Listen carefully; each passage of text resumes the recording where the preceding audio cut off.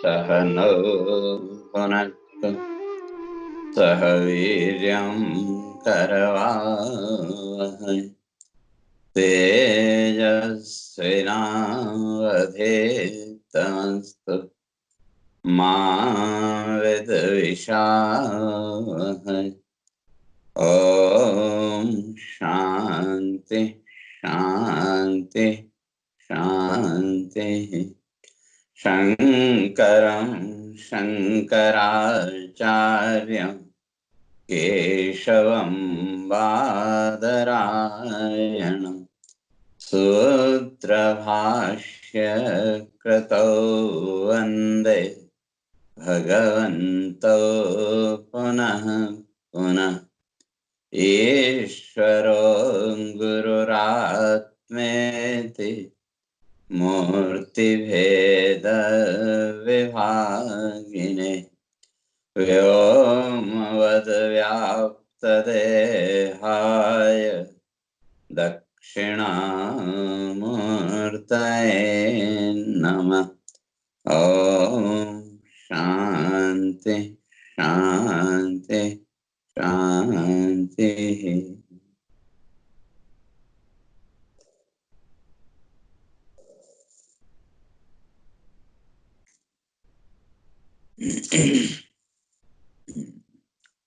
तो विचार चल रहा था, युद्ध न करने के पक्ष में अर्जुन अपने तर्क दे रहा था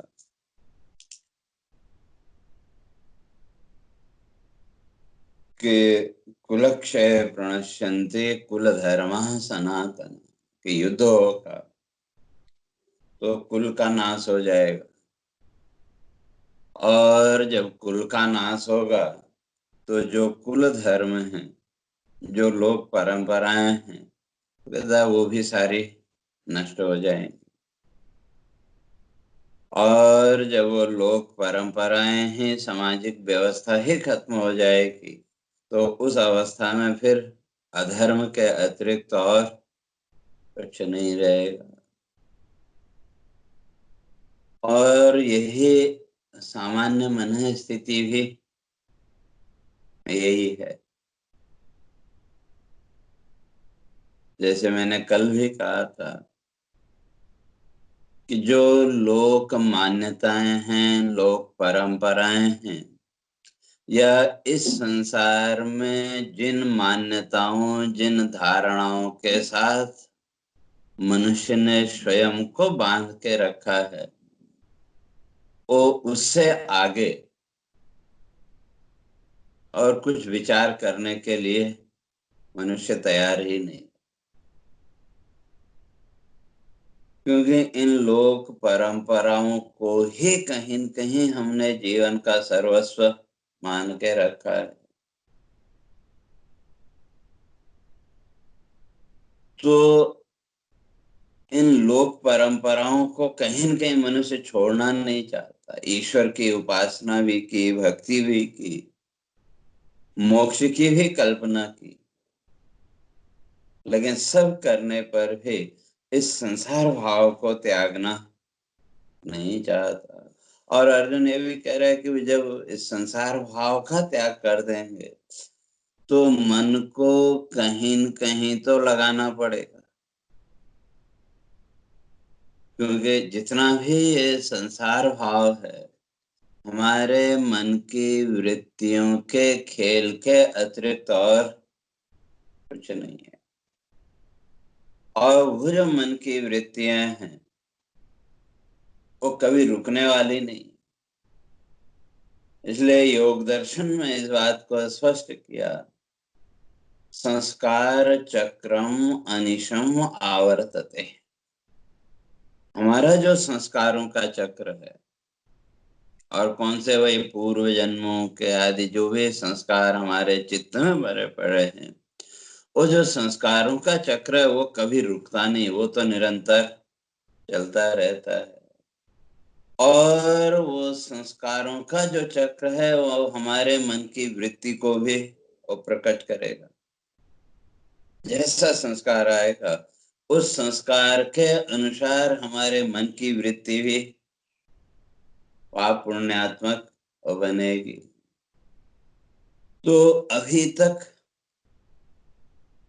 ठीक है, वो आत्मज्ञान या ब्रह्म ज्ञान या मोक्ष हमारे जीवन का लक्ष्य नहीं बन पाया, उसके बारे में जानते हैं, लेकिन कहीं न कहीं इस संसार भाव को ही जब हमने अपने जीवन का लक्ष्य मान के रखा है, तो अर्जुन कहता है कि हमारे मन की वृत्तियां कम से कम इस संसार भाव के साथ जुड़ी तो है।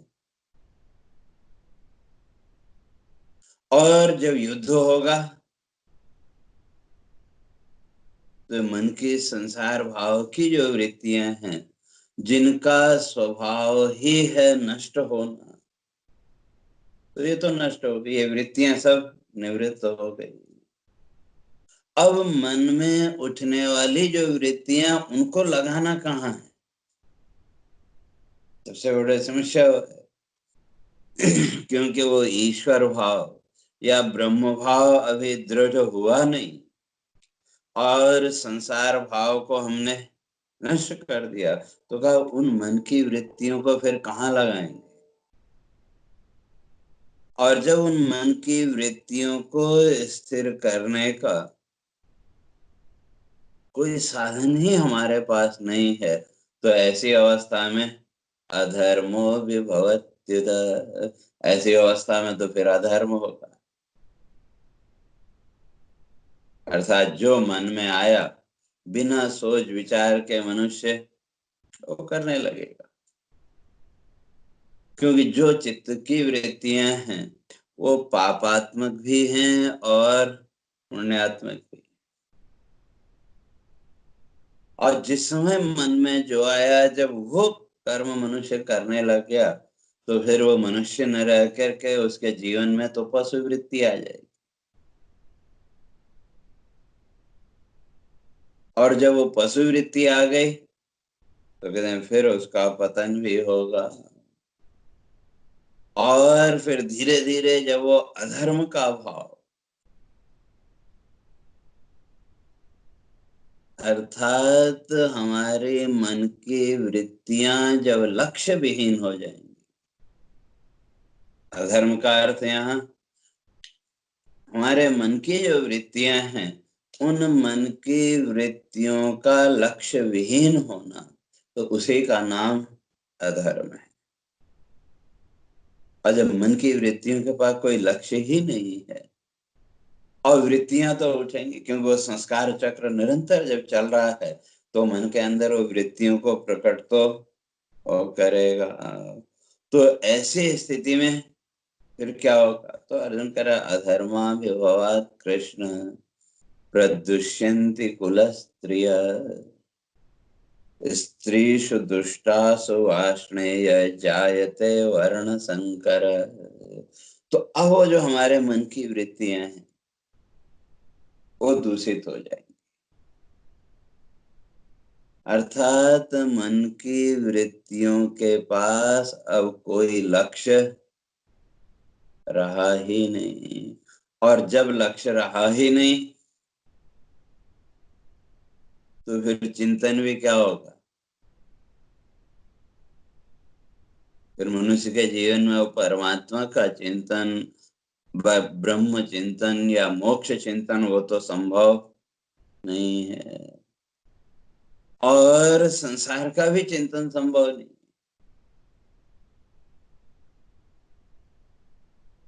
तो ऐसी अवस्था में जब जो वृत्ति प्रकट हुई, तो उसके अनुसार व्यक्ति और चलने लगेगा, और उसका परिणाम कहते हैं हमारा जो वृत्ति प्रवाह है,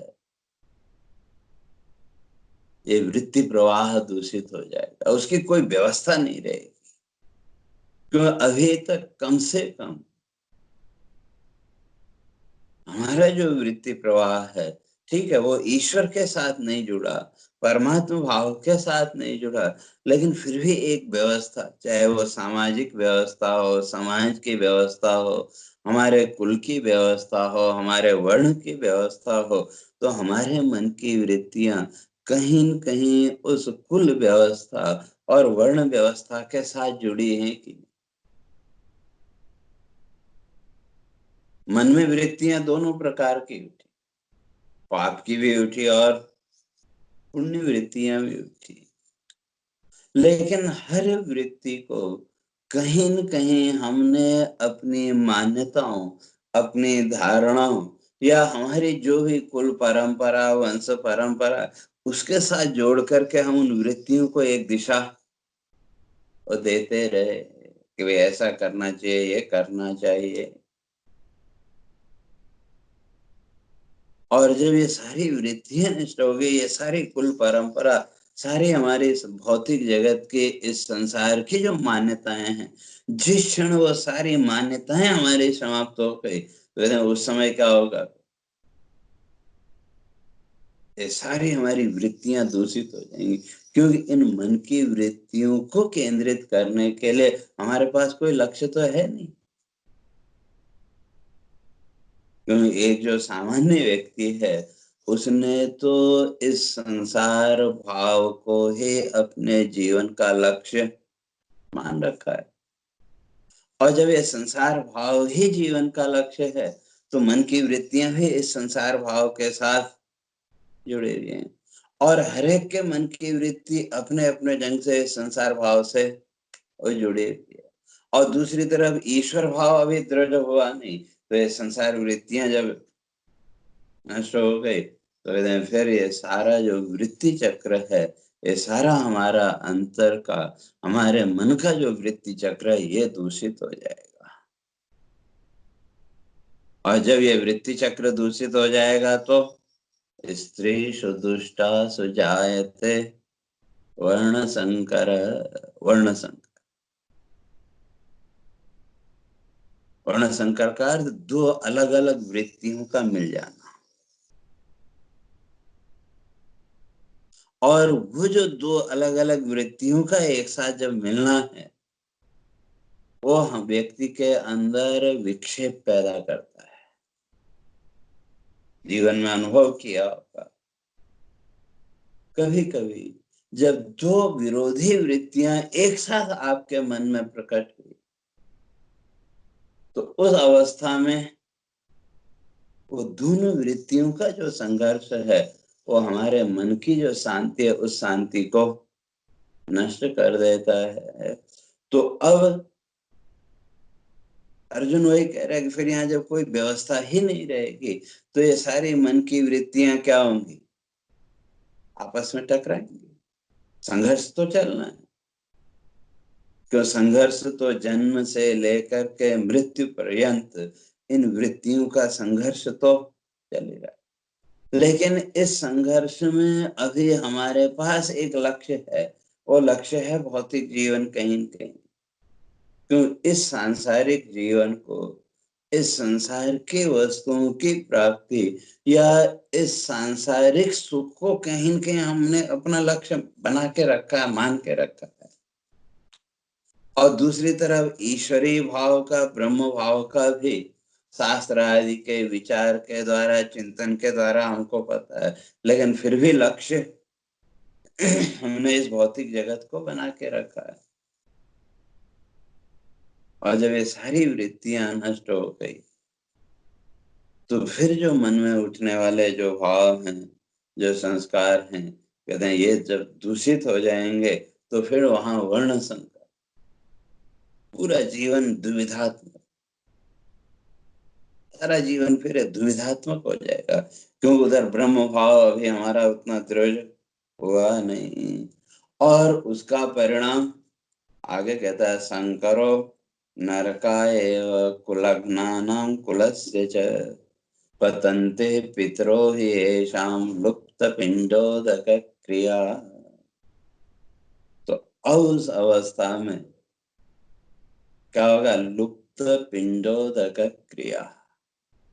हमारे जो लौकिक जीवन की जो क्रियाएं हैं, वो सारी क्रियाएं हमारी नष्ट हो जाएंगी। व्यक्ति का एक दूसरे के प्रति जो सम्मान का भाव है, वो नष्ट हो जाएगा। जो एक समाज में एक आत्मीयता का भाव है, वो सारा भाव नष्ट हो जाएगा। तो अर्थात मनुष्य का जीवन पशु तुल्य हो जाएगा। तो पशु की जीवन वृत्ति और मनुष्य की जीवन वृत्ति में फिर कोई अंतर नहीं रहेगा। तो क्यों कहते हैं पतन्ति पितरो येषाम्, पितरों का पतन। और पितर का लोग व्यवहार में जिनको हम पितृ कहते हैं वो भी मान लें। और यहाँ जो हमारी मन की वृत्तियां या बचपन में माता पिता से दादा दादी से जो जीवन के संस्कार हमको मिले थे, अपने जीवन को कैसे धर्म पूर्वक, कैसे सुख शांति पूर्वक आगे बढ़ाना, वो जो संस्कार हमको मिले थे वो सारे संस्कार नष्ट हो जाएंगे। और जो स्थिति आजकल है अगर देखें तो इन दोनों में अंतर यही है कि हमारी जो संस्कृति है, हमारी जो ज्ञान की परंपरा है, हमारी जो शिक्षा पद्धति है, या यूं कहें कि हमारी जो वैदिक शिक्षा पद्धति है, उसकी विशेषता ये है कि वो हमको जीवन कैसे जीना वो सिखाती है।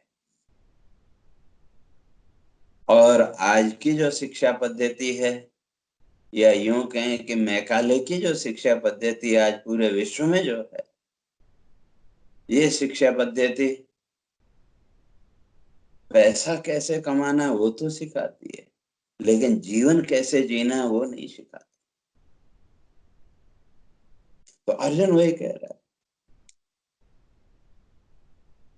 कि जब ये जो संसार भाव, जो संस्कार, जो जीवन की व्यवस्था हमको बचपन से हमारे पितरों के माध्यम से, शास्त्रों के माध्यम से, एक जो भौतिक जीवन की व्यवस्था हमारे जीवन में बनी हुई है, तो सारी व्यवस्था क्या हो जाएगी, वो नष्ट हो जाएगी। पतन्ति पितरः, तो उन पितरों का अर्थात जो संस्कार, जो जीवन सिद्धांत बचपन में माता पिता से हमको मिले, तो कहते हैं वो सारे सिद्धांत फिर बेकार हो जाएंगे।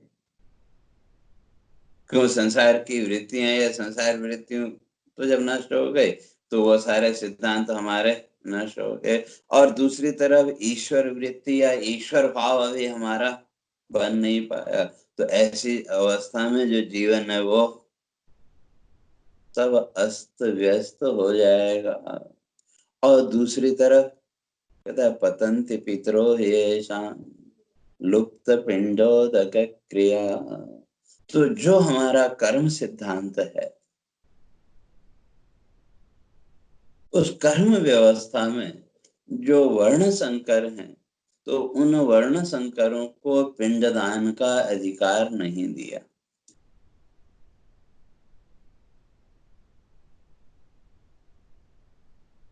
तो ऐसी अवस्था में जो हमारे यहाँ पिंडदान आदि की जो व्यवस्था है, और जो पिंडदान श्राद्ध आदि की जो व्यवस्था हमारे ऋषियों ने बनाई, वो केवल एक परंपरा है ऐसा नहीं है, उसके पीछे भी विज्ञान है।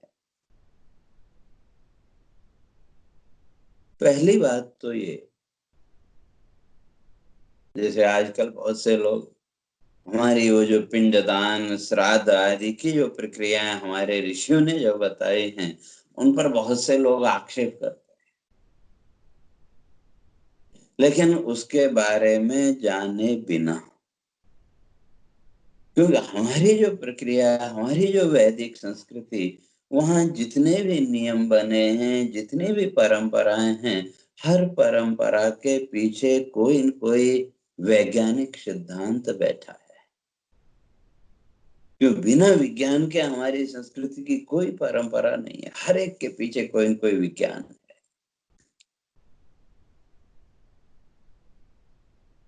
तो पहला जो मनोविज्ञान है वो ये है कि जो श्राद्ध पिंड दान आदि की जो प्रक्रिया हमारे समाज में है, उसके पीछे हमारे ऋषियों की जो दृष्टि या हमारे ऋषियों का जो मनोविज्ञान वो यही है कि वे मृत्यु के बाद हमारे जो भी माता पिता पिता हैं, तो मृत्यु के बाद जब हमारा इतना कर्तव्य है, चाहे वो 13 दिन की बात करें या वर्ष आदि तक जो भी नियम व्यवस्था समाज में हर जगह अलग अलग ढंग से जो भी बनी हुई है, तो जब मृत्यु के बाद हमारा इतना कर्तव्य है अपने पितरों के प्रति, तो जब तक वो जीवित हैं तब तक हमारा वो कर्तव्य उससे कहीं ज्यादा है कि नहीं। और इस बात को अगर हम विचार करके देखें तो हमारे समाज की व्यवस्था अपने आप व्यवस्थित हो जाएगी। आजकल जो एक परंपरा चल पड़ी है ओल्ड होम की, वो अपने आप समाप्त हो जाएगी।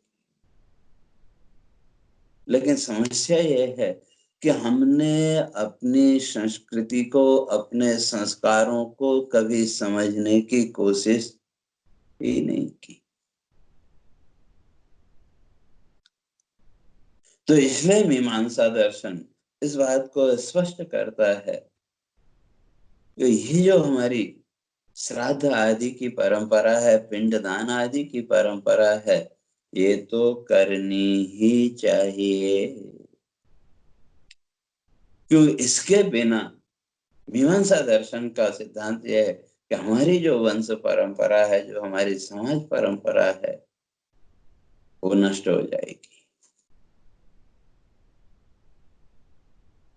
अर्थात जब वो समाज परंपरा, सामाजिक व्यवस्था हमारी नष्ट हो गई तो हमारा जीवन भी नष्ट हो जाएगा, फिर जीवन का कोई मूल्य रहेगा ही नहीं। तो अर्जुन वही कह रहा है कि जो ये संसार वृत्तियों को, जिन वृत्तियों को हमने अपने जीवन का सर्वस्व माना था, जब ये सारी वृत्तियां ही नष्ट हो जाएंगी तो ऐसी अवस्था में फिर हमारी जो कुल परंपरा है, वो कुल परंपरा भी नष्ट हो जाएगी। जिन संसार वृत्तियों को, जिन संस्कारों को हमने जीवन का आधार माना था और उस आधार को लेकर के जो जीवन वृत्तियां हमने इस भौतिक जगत को लेकर के बनाई थी, वही सारी नष्ट हो गई, तो फिर जीवन का भी कोई अर्थ रहेगा नहीं। तो इसलिए वो कहता है पतंति पितरो ये शाम, तो वो जो पितर है, तो इसलिए यहाँ पितर का फिर दोनों हमारे चित्त में बाल्यकाल से जो भौतिक जीवन के धर्म कर्म आदि के जो संस्कार थे, तो ये सारे नष्ट हो जाएंगे। फिर किसके लिए धर्म करेंगे?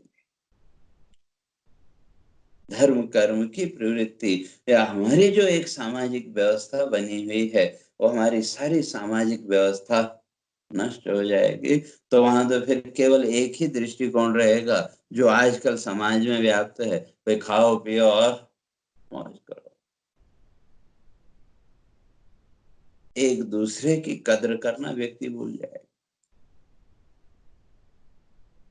और दूसरी तरफ अगर भौतिक उसमें देखें, पतंती पितरो ये शाम, उससे तो फिर पितरों का पतन होगा। तो जो वर्ण संकर है, ऐसा जो वर्ण संकर पुत्र हो चाहे पुत्री हो, उसको हमारे मीमांसा दर्शन ने पिंडदान का अधिकार नहीं दिया। एवं प्रेत कर्म को वो नहीं कर सकता, और जब नहीं कर सकता, वो अधिकारी ही नहीं है, और उसने वो फिर किया भी तो वो किसको मिलेगा? तो इसलिए हमारे यहाँ कई लोग ये प्रश्न इस पर उठाते हैं, भाई जो मरने वाला है, जो जाने वाला, वो तो गया, तो फिर ये पिंडदान आदि किसके लिए, वो किसको मिलता है? तो उसके लिए हमारे शास्त्रकारों ने इस बात को स्पष्ट किया कि शुरू में 13 दिन जो भी पिंडदान आदि आप करते हैं, जो भी लौकिक प्रक्रिया है, तो उसके द्वारा वो जो जाने वाला है, तो उसको आगे जो शरीर मिलेगा उस पिंडदान के द्वारा उसके उस शरीर का निर्माण होता है, उससे शरीर का वो सामग्री है। और फिर आपने श्राद्ध किया, ब्राह्मणों को भोजन कराया। कई लोग कहते हैं उसका भी लाभ क्या है, लेकिन उसका मनोवैज्ञानिक लाभ, जैसे वे माँ है,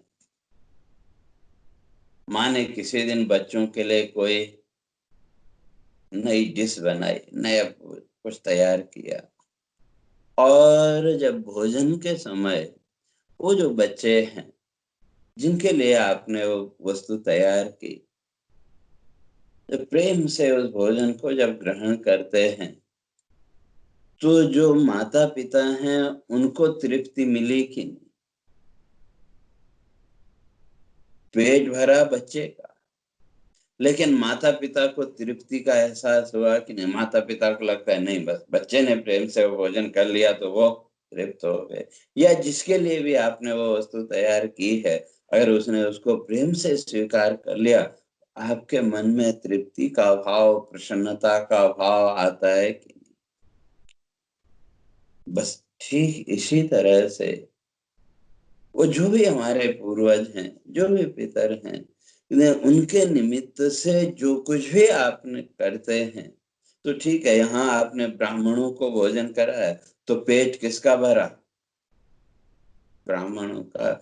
लेकिन तृप्ति तो हमारे ऋषि कहते हैं हमारे तृप्ति मिलती है हमारे पितरों को। तो इसलिए मीमांसा दर्शन या जो कर्म सिद्धांत है वो इस बात पर जोर देता है कि जो पिंडदान आदि की जो क्रिया है, जो श्राद्ध कर्म आदि की क्रिया है, वो तो करनी ही चाहिए। तो इसलिए जब वो व्यवस्था ही कोई नहीं रहेगी तो क्या फिर ये कौन करेगा? तो इसलिए ये जितना भी पिंडदान ये है, तो इसके पीछे जो मनोविज्ञान है वो यही है कि हमारी वो जो समाज व्यवस्था है वो बनी रहे। क्यों, जब मृत्यु के बाद हमारा अपने पितरों के प्रति इतना कर्तव्य है, तो फिर जब तक वो जीवित हैं तब तक तो हमारा जो कर्तव्य है उससे कहीं ज्यादा है। और जब ये भाव व्यक्ति के अंदर आएगा तो वो समाज की व्यवस्था वो बनी रहेगी। और जब इन संस्कारों का ही नाश हो गया तो फिर हमारी जो समाज व्यवस्था है वो समाज व्यवस्था भी क्या हो जाएगी? वो छिन्न भिन्न हो जाएगी। और उसका फल दोषे रहते कुलघ्नानाम वर्ण संकर कारकै उत्साद्यन्ते जाति धर्मा कुल धर्माश्च शाश्वता। जो हमारे जीवन की एक व्यवस्था है, अर्जुन कहता है वो जीवन व्यवस्था ही नष्ट हो जाएगी और फिर जीवन की कोई व्यवस्था रहेगी ही नहीं। और जब जीवन की कोई व्यवस्था रही ही नहीं तो व्यक्ति फिर दोषों को भी अपना गुण मानने लगेगा कि नहीं? इसलिए जो है समाज की जो जीवन की एक व्यवस्था है, अर्जुन कहता है वो सनातन व्यवस्था वो नष्ट हो जाएगी। और वो सनातन व्यवस्था जीवन की है क्या? इसलिए हमारी जो संस्कृति, हमारी जो वैदिक संस्कृति, उसमें और पाश्चात्य संस्कृति, वेस्टर्न कल्चर, इन दोनों में एक बहुत बड़ा अंतर है। हमारी जो वैदिक संस्कृति है, हमारे यहाँ विचार की स्वतंत्रता, किसी भी बात को लेकर के आप स्वतंत्र रूप से विचार करने के लिए स्वतंत्र हैं। लेकिन जो आचरण है, उस आचरण की एक व्यवस्था है, एक मर्यादा है। चाहे वो ब्राह्मण, क्षत्रिय, वैश्य, शूद्र, कोई भी जाति हो, किसी भी वर्ण का हो, किसी भी धर्म का हो, लेकिन सामाजिक व्यवस्था, समाज में आचरण की जो व्यवस्था है वो सब में लगभग एक जैसी है। थोड़ा 19-20 अंतर हो सकता है, लेकिन जो एक समाज व्यवस्था है वो सबके अंदर एक जैसी। हाँ, अगर उस समाज व्यवस्था का आप उल्लंघन करते हैं तो आपको दोषी माना जाता है, और समाज व्यवस्था के अनुसार आप चलते रहे तो ठीक है। तो ये हमारी एक व्यवस्था है। और जो वेस्टर्न कल्चर है वहां ठीक उल्टा है। वहां आप विचार के लिए स्वतंत्र नहीं है, लेकिन आचरण आप जैसा करना चाहते हैं उसके लिए आप स्वतंत्र हैं, वो आपसे कोई नहीं पूछने वाला। लेकिन विचार विचार तो आपको एक परिपाटी में बंध के ही करना पड़ेगा, उससे इधर उधर आप अपने विचार प्रकट नहीं कर सकते।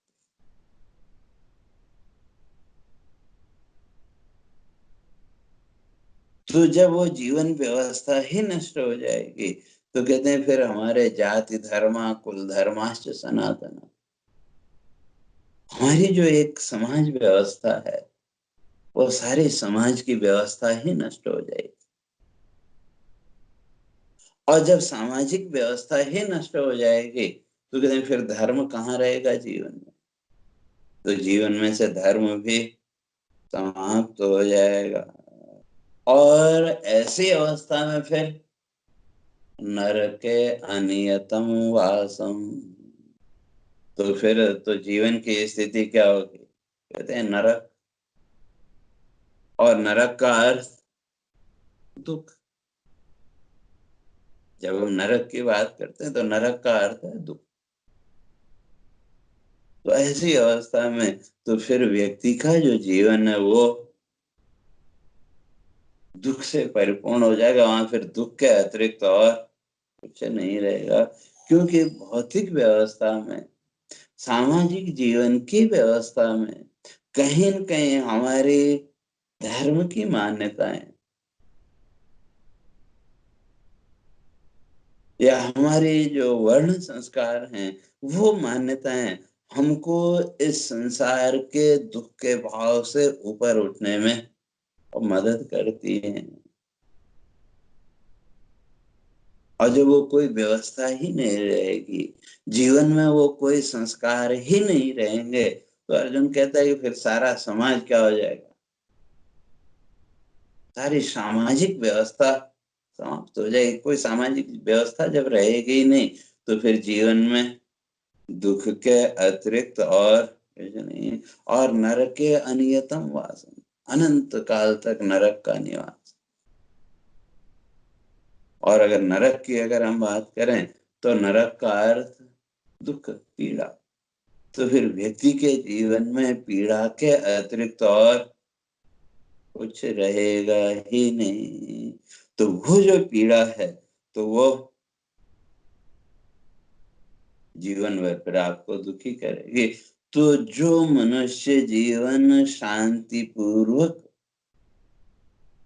जीने के लिए हमको मिला, शांति पूर्वक आत्मचिंतन, परमात्मा का चिंतन करने के लिए जो जीवन हमको मिला, तो अर्जुन कहते हैं फिर तो वो तो समाप्त हो जाएगा। फिर वहां आत्मचिंतन आदि की कोई प्रवृत्ति जीवन में रहेगी ही नहीं। तो इसलिए वो कहते हैं कि भगवान थोड़ा सा विचार तो करें, तो ये कितना बड़ा पाप हम करने जा रहे हैं।